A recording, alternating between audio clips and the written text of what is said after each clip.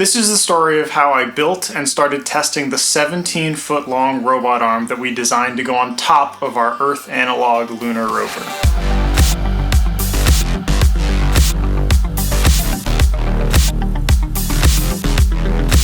This arm is a part of what we affectionately call at the Space Systems Lab the BioBot concept. We wanted to see how easy we could make it for astronauts exploring on the lunar surface, the number one complaint being how heavy the backpack is. So what if we took the portable life support system on an astronaut's back and we put it on their lunar rover and then gave them a 17-foot long robot arm, which is equates to 5 meters, or maybe on the moon, where everything weighs a little less, we can get all the way out to 10 meters. And we can carry along that robot arm an umbilical carrying water, power, and air, so that the astronaut only has with them a very small amount of life support on the small of their back, so they can disconnect, go off, do whatever rock collecting they might want to do, come back, clip in, and recharge on the rover. That concept then is made up of the 3 parts, including the rover, which we call Vertex. Most of the other videos so far on my channel is about that rover. Then there's the BioBot arm itself, and then we have the spacesuits themselves and a new backpack to go in, and I'll have some videos about those in the future. The BioBot arm has 4 active joints, creating a planar robot, and then once bolted to the rover has a passive yaw joint that'll let it spin around the whole rover 360 degrees. Over the last few years, Nicholas Bellato It's alive. and Robbie Fink designed this 17-foot long robot arm to be as easy as possible to manufacture, assemble with off-the-shelf consumer components, and have absolute encoders on every single joint, which just makes everybody's life easier. I'll talk about that in a minute. But they actually had a whole paper detailing these efforts, which you can find here. I then came onto the arm side for its manufacturing, welding, grinding, assembly, and then this testing that you'll see in these next few videos. This video started after I ground down, welded, and painted all of the links. And this is the installation of the yaw bearing.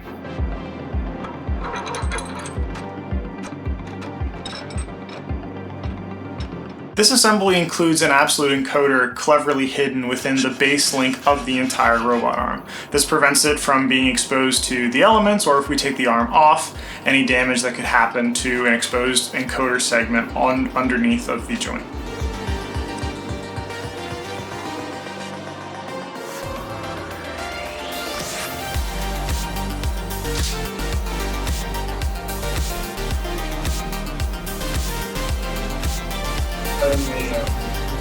Somewhere less. Absolute encoders, which are featured on all 5 joints of this arm, measure true position as a joint sweeps through various angles, as opposed to an incremental encoder, which measures delta in position. Oh, you're in. You sunk it. You sunk my battle cruiser.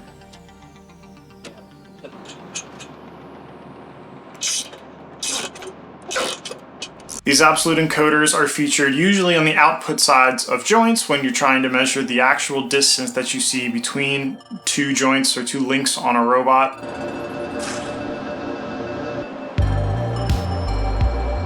Whereas the incremental encoders are usually found inside the actuators. You could think of maybe the steering actuators, the drive actuators that we're going to have on the Vertex rover, where you're trying to use an incremental encoder to precisely track how a brushless DC motor is spinning inside the actuator housing.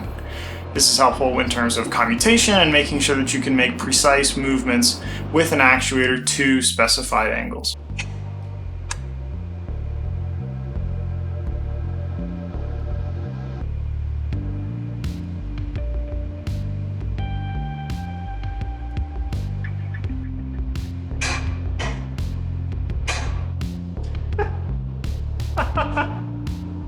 Oh, it's link 2 of 5. Wow.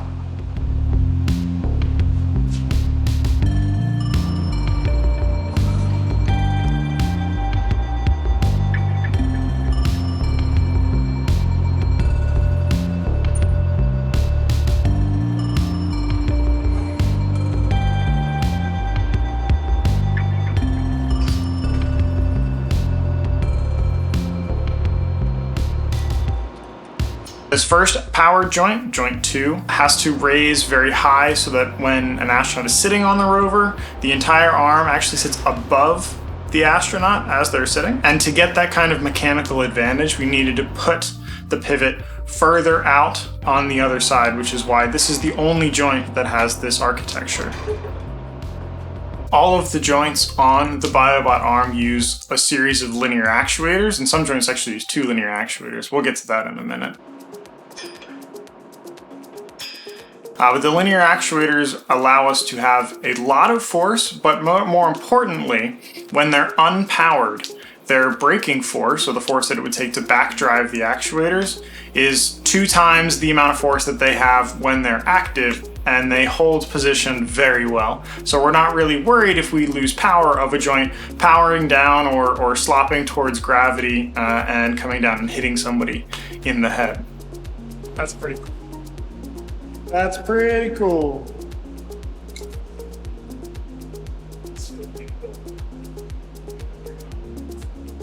Ooh, we have an arm.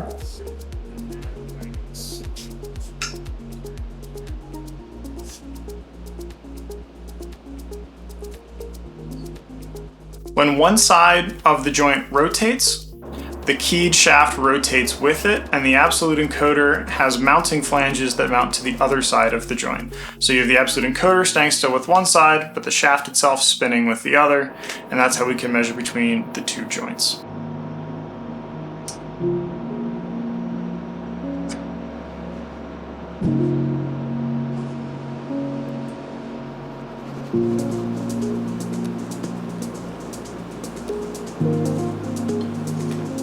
This is the first joint where we start to see the triangle-shaped pieces that add on. Taken from the construction industry, from those booms that they mount on top of the concrete trucks to go up, out, and over and pour concrete into faraway areas. There's a triangular-shaped joint configuration that lets us have additional mechanical advantage in a relatively simple format. And so that aluminum triangle that you see is able to translate the force from the linear actuator over 2 into the link 3 and be able to pull itself way up.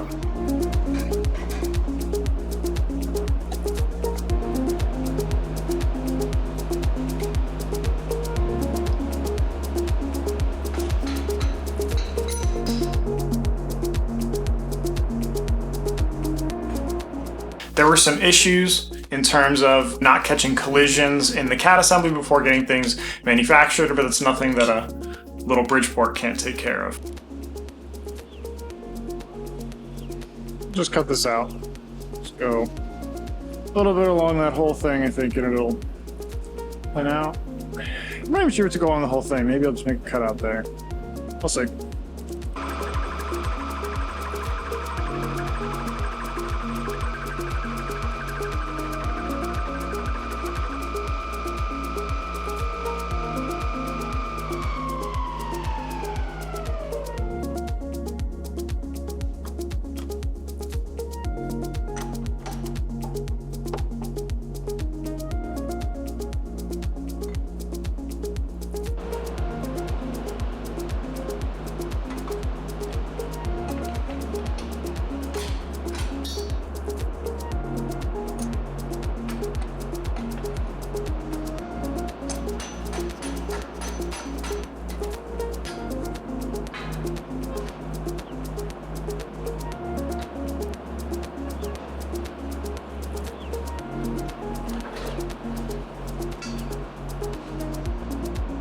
It's better.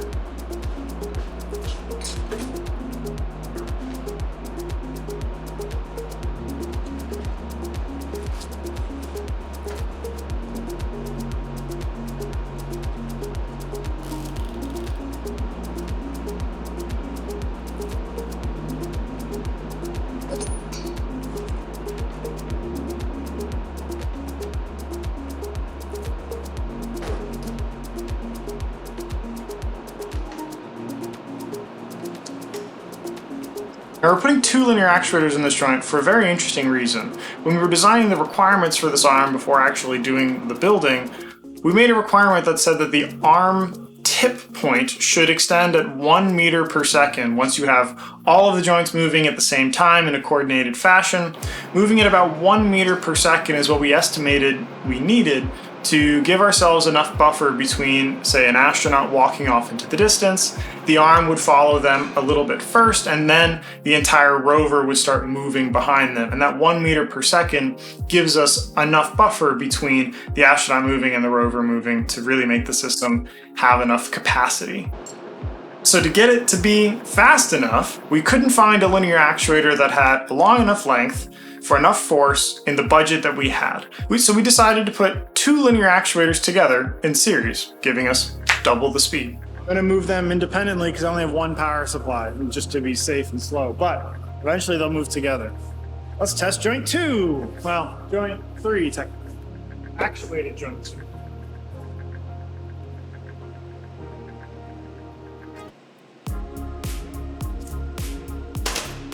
Again, not full speed, just to test the speed.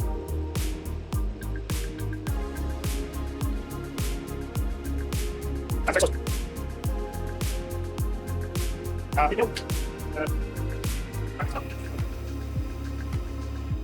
we go. Cool. Full turn up. That's cool. All right, let's see you go the other way. And maybe we can do both.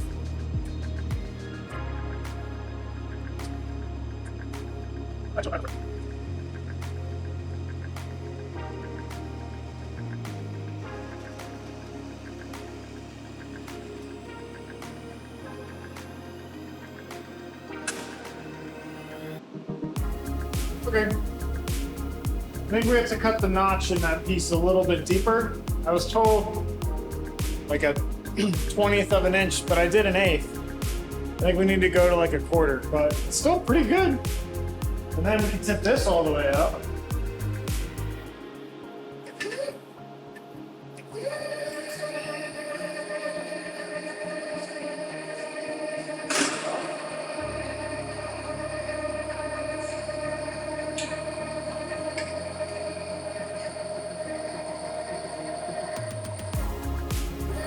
Ah, it's so tough. I mean, that's a little ridiculous. It's awesome. But then we move on to joints 3 and joints 4, who have very similar architectures to joint 2, except now that all of the triangles and the links have scaled down, and we don't need 2 linear actuators anymore because these smaller, lighter linear actuators don't need to put out as much force and can have a lower gear ratio to be able to move a little bit faster.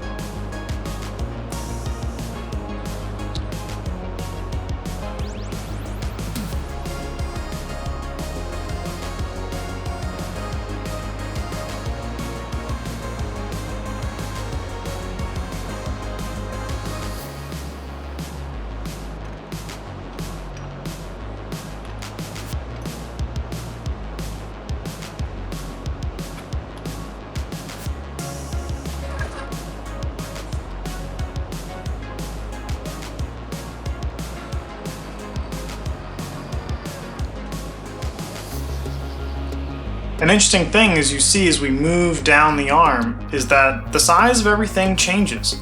There is a steady step down in size, whether it be in the plate sizing or the tube sizing. Not only does the tube height and width decrease, but also our wall thicknesses decrease. That's because you don't need things to be as strong when you're all the way on the end of the arm, and any more mass that you have at the end is going to be just that much harder to be able to lift. So they did a really good job designing the safety factors on every tube to be 2 and see how thin everything could be made.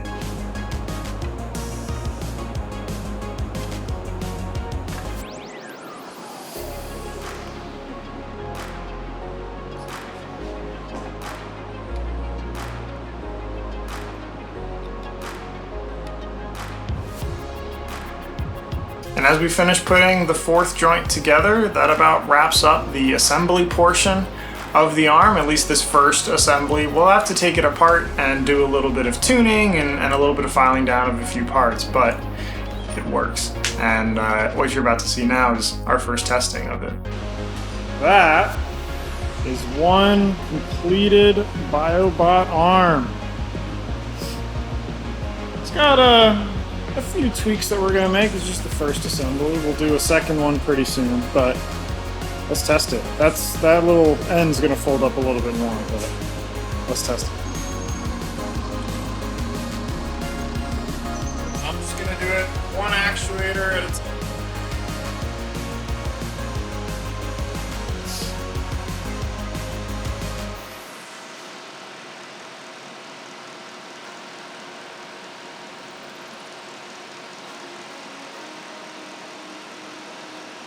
Maybe I could do 2.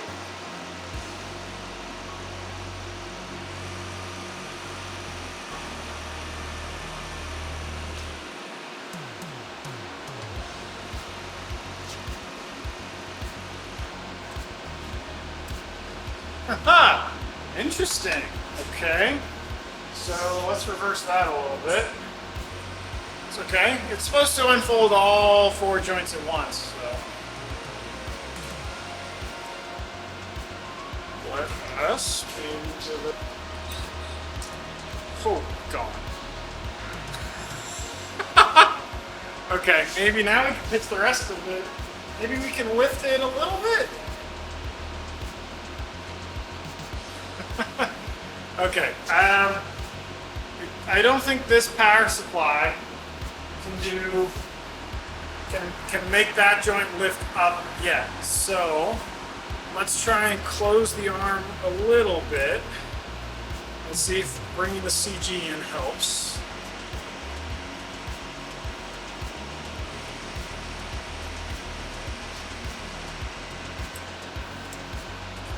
Also means we gotta bring this joint up. That's not up.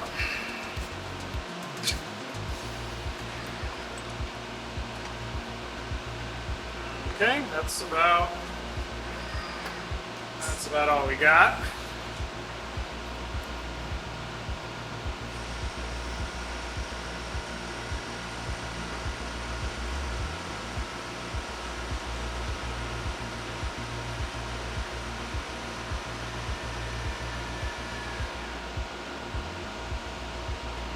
Okay, maybe now the back one can lift.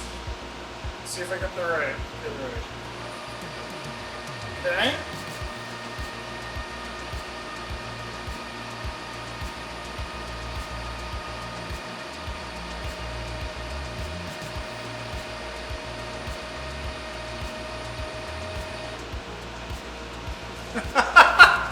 Okay. Let's do one at a time.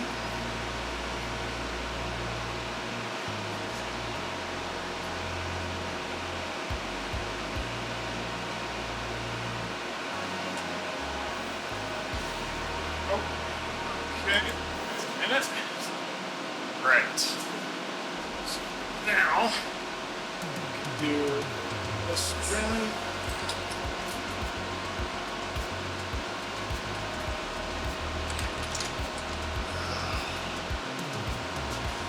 Okay, this one.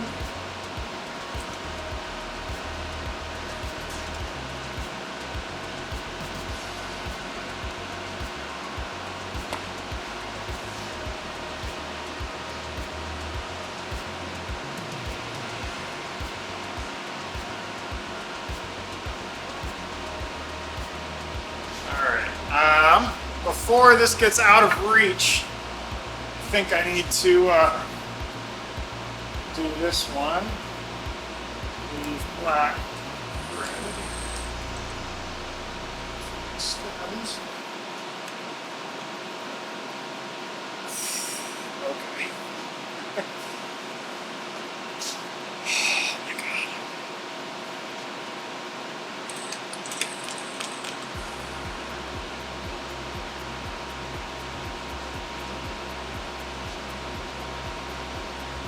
Alright. I need to find some bracing for this down here.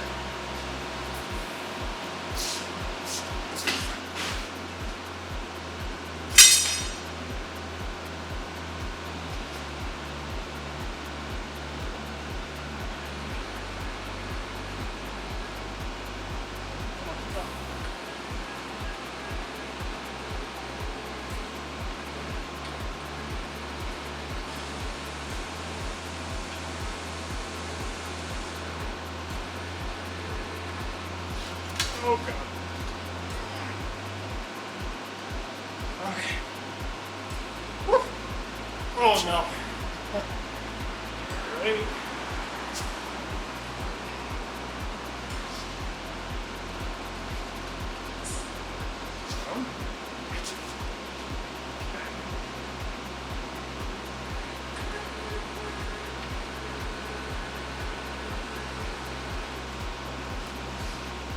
Okay. Okay. Well, it's big. It's tall. It's long. That's nowhere near full extension, but I think with my simple 2-beam test stand, that's probably further than I should take it. So I'm gonna stow it back up, and then tomorrow we'll take it over and we'll put it on the rover, and then that's much more structurally sound with two 80/20 beams in parallel. So maybe we can extend it on the rover and we'll have a better time. But still, it worked, and we'll have better than that dinky little power supply to supply all 4 of the linear actuators. So tomorrow, it'll be better tomorrow. Let's put it away for tonight. Yeah, I learned.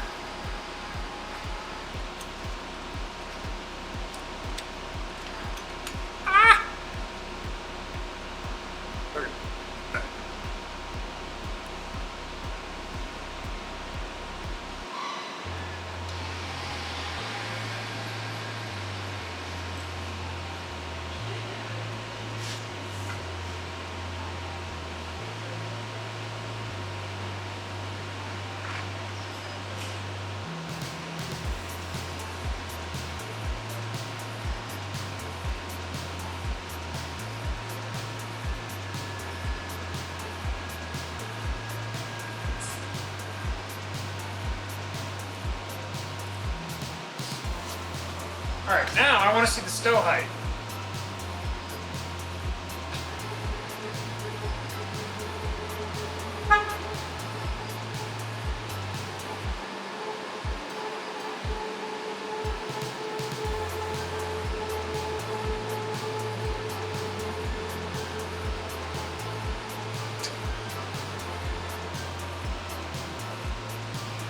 Crazy.